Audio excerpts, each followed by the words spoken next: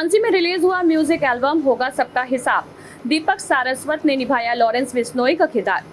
Film maker और singer दीपक सारस्वत अपने नए म्यूजिक एल्बम होगा सबका हिसाब के प्रमोशन के लिए वाराणसी पहुंचे। इस वीडियो में दीपक ने गैंगस्टर लॉरेंस बिश्नोई का किरदार निभाया है और उनके बयान होगा सबका विकास को समर्थन देते दिखे। मीडिया से बातचीत में दीपक ने कहा, लॉरेंस ने देशभक्ति की बात की है। वह गैंगस्टर जरूर हैं, लेकिन उनके अंदर अच्छाई भी है। नमस्कार, आप देख रहे हैं जय देश न्यूज़ और मैं हूं आपके साथ खुश रंगीना। दोस्तों, यूँ तो आपने कई सारे एल्बम देखे होंगे, मूवीज़ देखे होंगे, उनमें कई सारे कैरेक्टर देखे होंगे, लेकिन आज हम बात करने वाले हैं फिल्म मेकर दीपक सारस्वत जी से, जो कि उन्होंने एक ऐसा एल्बम बनाया है जिसमें जो मेन कैरेक्टर है वो लॉरेंस बिश्नोई जैसे गैंगस्टर को इन्होंने शामिल किया है। और इनका जो एल्बम है होगा सबका हिसाब, इसको लेकर के आज हम इनसे खास चर्चा करेंगे। तो सबसे पहले हमारे चैनल में आपका स्वागत है। बहुत बहुत धन्यवाद आपका। दीपक जी, क्या आया ऐसे माइंड में आपको कि एल्बम में आपने लॉरेंस बिश्नोई को ले लिया और उनके कैरेक्टर को यूज़ किया? देखिए, मैं चाहता था कि जो देश के गद्दार हैं, जो देश को गाली दे रहे हैं, देश की जासूसी कर रहे हैं, उनको एक जवाब मिलना चाहिए।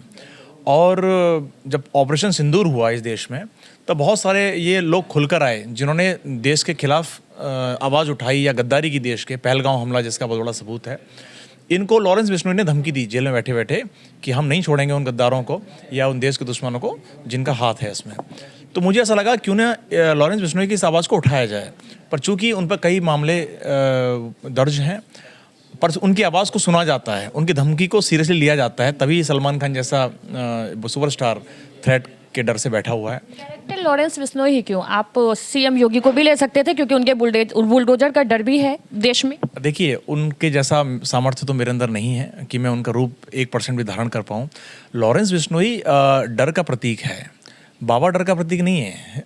बाबा तो प्रेम का प्रतीक है, वो साधु है, महात्मा है।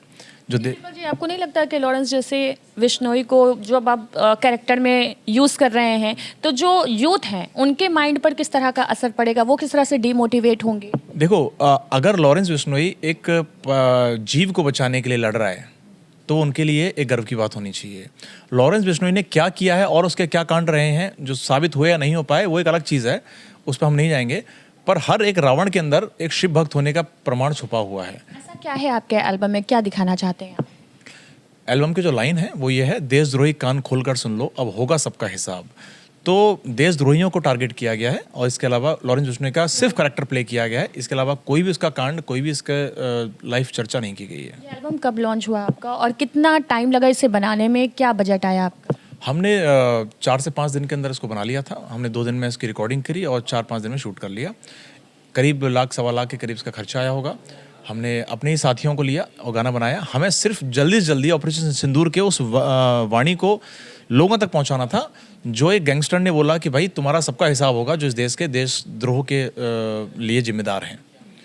तो अभी क्या लग रहा है कि इसका रिस्पॉन्स आपको कितना मिल जाएगा आगे? देखिए, पिछले 24 घंटे में हमारे गाने को 1 लाख से ऊपर देखा गया और उम्मीद है कि मिलियंस तक गाना जाए अगर लोग सपोर्ट करेंगे तो। जी, इसके पहले आपने क्या कोई एल्बम, कोई मूवीज़ वगैरह में बनाई है और उसको क्या रिस्पांस मिला, दर्शकों को अगर बताना चाहें? देखिए, मैं एक प्रोफेशनल फिल्म मेकर हूँ और एड फिल्म मेकर हूँ बेसिकली। मैंने टीवी कमर्शियल कई सारे ऐड किए हैं। अब आज से 13 साल पहले जर्नी स्टार्ट की थी मुंबई के अंदर में। मुंबई कोविड के दौरान मैंने समाज सेवा करना स्टार्ट किया, जिसके कारण मैं चर्चित रहा। और जब मैंने देखा कि लोग वाकई प्रताड़ित हैं, पीड़ित हैं, और जो लोग जिनके लिए हम काम कर रहे हैं, जो मैं अप्रिशिएट कर रहे हैं, उन तक हम कुछ कर ही नहीं रहे हैं, कोई नहीं कर रहा है, तो हमने समाज सेवा करना स्टार्ट की, जिसके लिए मुझे काफ़ी सराहा गया। फिर मैंने लक्ष्य बनाया कि लोगों तक आवाज़ पहुंचाने का कार्य करूंगा। अगर मुझे भगवान ने ये सहूलियत दी है और ये क्रिएटिव दिमाग दिया है कि मैं अपनी कलाओं से लोगों का मन मोह सकूं, तो मैं उन मुद्दों को उठाऊंगा जिनकी आवाज़ कोई नहीं सुनता। लॉरेंस बिश्नोई का कैरेक्टर आपने खुद निभाया है, तो क्या लगता है कि एक समाज सेवक होकर के आपने उनका कैरेक्टर खुद यूज़ किया? जैसे कि मैंने कहा कि मैं रावण के किसी और कृत्य से प्रभावित नहीं हूँ, सिर्फ एक कृत्य से प्रभावित हूँ कि उसने अपने आराध्य के लिए सर काट के रख दिया था। तो लॉरेंस बिश्नोई के एक कृत्य से मैं प्रभावित हूँ कि वो एक जीव की जान बचाने के लिए उसने जेल की यातनाएं सही और लोगों के लिए लड़ रहा है आज भी। और ऐसे तमाम, ऐसे तो बाबा जो योगी आदित्यनाथ जी हैं, मोदी जी हैं, इनको गालियाँ पड़ती हैं, इनको बुराइयाँ होती हैं, पर लोग सुनते क्या चीज़ हैं, उनकी अच्छाइयों को देख रहे हैं आजकल सिर्फ। तो मुझे लग रहा है कि ये काफ़ी है मेरे लिए। बैड कैरेक्टर का आज का ट्रेंड चल रहा है, जिस तरीके से एक्टर को लोग पसंद नहीं कर रहे हैं, विलन को ज़्यादा पसंद कर रहे हैं, इसलिए शायद आपने क्या विलन का यूज़ किया? अच्छाई को कम सुना जाता है इस देश में। आप बुरे बन के अगर सामने आओगे तो बहुत जल्दी। आप देखिए ना, रील्स जो वायरल हो रही हैं किसी अच्छे आदमी की नहीं। आज आप एक साध्वी बन के भी आप बोलना चाहोगे कुछ, आपकी बात को नहीं सुना जाएगा। पर आप ऐसे अतरंगी करेक्टर लेकर आओगे, उनको मिलियंस में वायरल किया जाता है। तो लोगों के मन में जो छाप पड़ती है वो नेगेटिव की जल्दी पड़ती है, पॉजिटिव की कम पड़ती है। इसलिए नेगेटिव करेक्टर को प्ले करना आसान होता है। काशी वासियों को क्या संदेश देंगे हमारे चैनल के माध्यम से? काशी धरोहर है हमारी, और मोदी जी का एक घराना भी है जहाँ से इलेक्शन लड़ते हैं। दूसरी बात, काशी विश्वनाथ यहाँ पे विराजमान है, भोलेनाथ की नगरी है। तो मुझे लगता है कि जिस संस्कार में भोलेनाथ हैं, जिनके रगों में भोलेनाथ का शिव तांडव, शिव स्त्रोत बहता है, वो लोग एटलीस्ट प्रभावित ना हो ऐसे गद्दारों से जो इस देश में ट्रेंड बन गया है कि भारत की जासूसी करनी है, पाकिस्तान के समर्थन में आना है।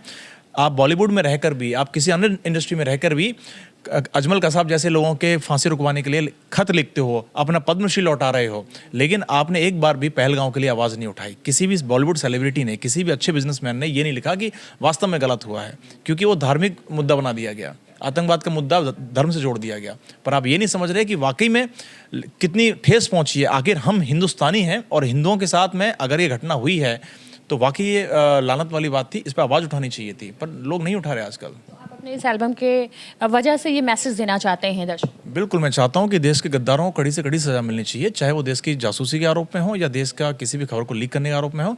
आप देश के आंतरिक कार्यों में हस्तक्षेप कर रहे हो, ये भी एक गद्दारी है देश से। बहुत बहुत शुक्रिया, आपने हमारे चैनल से इस तरह की चीज़ें बातचीत में के दौरान जो है साझा की।